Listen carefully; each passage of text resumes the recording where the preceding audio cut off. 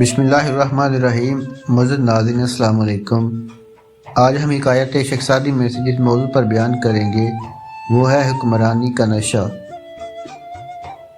ایک بادشاہ مرنے لگا تو اس علاقے کے ایک بزرگ کو جانشین بنا گیا۔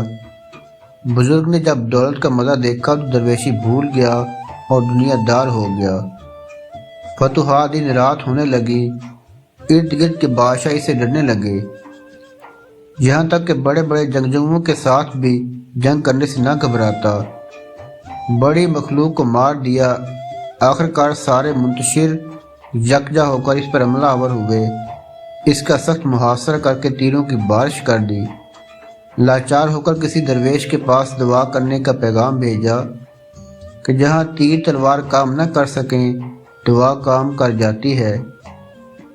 درویش نے ہنس کر فرمایا، اس سے بہتر نہ تھا کہ آدھی روٹی کھا کر سکون کی نیند سو جاتا۔